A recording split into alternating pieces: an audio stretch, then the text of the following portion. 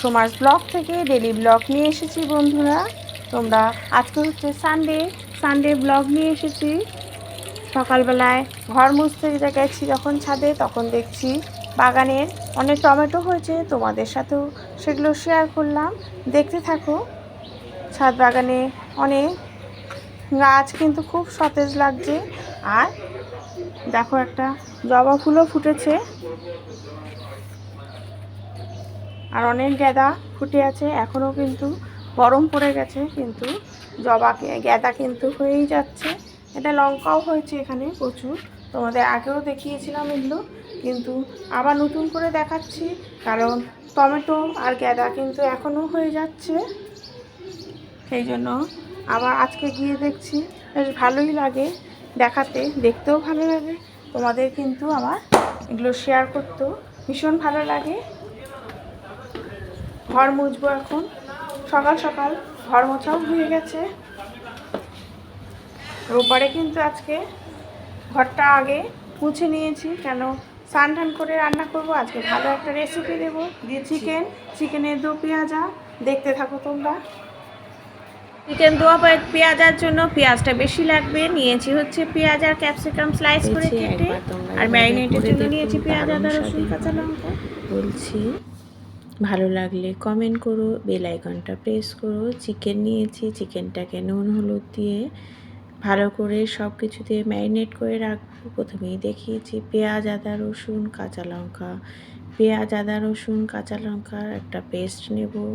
তার মধ্যে নেব হচ্ছে রসুনটা একটু বেশি নিতে হবে, নিয়ে ম্যারিনেট করে রাখলাম। আর দেখিয়েছি প্রথমেই হচ্ছে ক্যাপসিকাম আর পেঁয়াজ কিভাবে কেটে নিয়েছি। তারপরে হচ্ছে ফোড়ন দেব, দারচিনি, এলাচ, লবঙ্গ আর তেজপাতা, শুকনো লঙ্কা। ফোড়নটা যখন ঝেঁঝে উঠবে তখন কিন্তু এই অনিয়নটা দিতে হবে। পেঁয়াজটাকে দেখো এরকম বেরেস্তার মতো ঝিরিঝিরি করে কেটে নিয়েছি। এইভাবে পেঁয়াজটাকে কেটে নিয়ে তারপরে এটা ভালো করে ভেজে নিতে হবে। আর পাশেই কড়াইতে বসিয়ে দিয়েছি হচ্ছে তেল। এটা কিন্তু আমি পুরো সর্ষের তেলেই রান্না করছি মাংসটা। এর মধ্যে নুন দিয়ে আলুটাকে আমি ভেজে নেব। এর মধ্যে দিয়ে দেবো হচ্ছে হলুদ। আলুটা কিন্তু পুরো ভালো করে ভেজে নিতে হবে।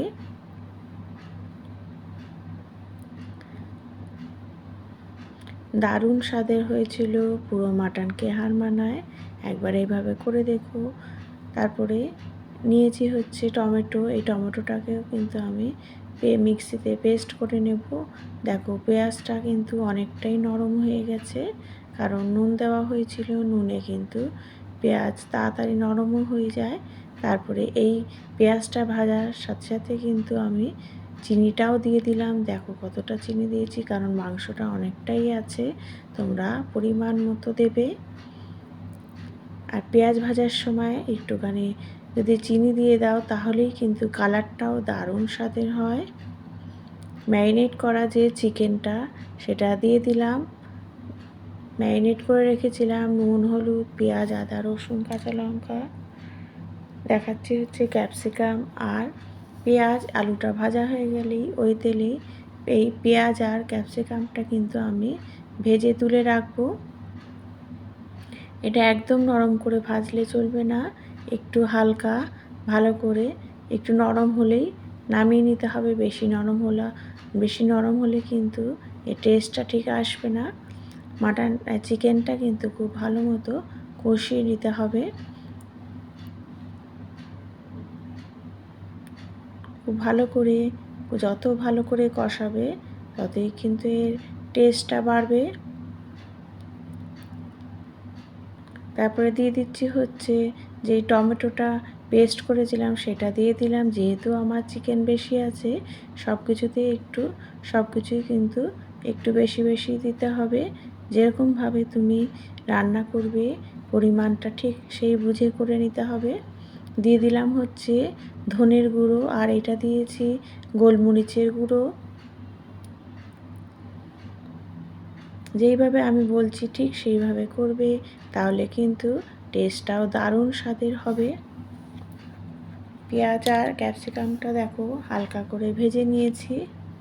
পাশে আমি গরম জলও বসিয়ে দিয়েছি। মাংসটা যখন কষাচ্ছি তখনই কিন্তু অনেকটাই জল বেরিয়ে এসছে।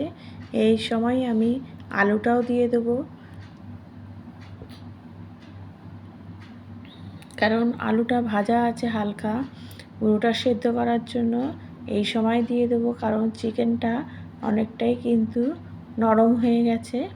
এই সময় দিচ্ছি হচ্ছে শুকনো লঙ্কার গুঁড়ো আর ক্যাপসিকাম, আর যে পেঁয়াজটা ভেজে রেখেছিলাম সেটাও কিন্তু এর মধ্যে দিয়ে দিচ্ছি।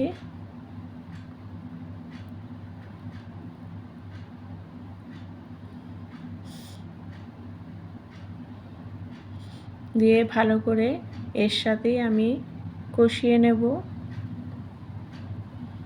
সব একসাথে দিয়ে কষানো, আর ঠিক এরকম আলাদা আলাদা করে ভেজে এরকম পার্ট বাই পার্ট যদি এগুলো দেওয়া যায় তাহলে কিন্তু এর স্বাদ অনবদ্য হয়। রেস্টুরেন্টের স্টাইলে একদম দারুণ স্বাদের হয়। তোমরা একবার অবশ্যই করে দেখো, তাহলেই বুঝতে পারবে কতটা এর টেস্ট আসবে। ঠিক যেইভাবে আমি করেছি পুরো রেসিপিটা দেখে যদি তোমরা করো অবশ্যই কমেন্ট করো কেমন হয়েছে। দেখো আমি কিন্তু গরম মশলাও দেবো, আবার ঘিও দেবো। ঘি দিলাম, আবার গরম মশলা গুঁড়োও দিতে হবে, তাহলেই কিন্তু এর স্বাদটা দারুণ হবে।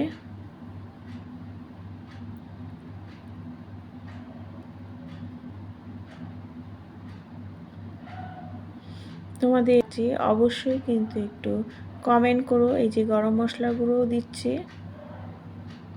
দেখো রেডি হয়ে গেল চিকেন দো পেঁয়াজা। Thank you.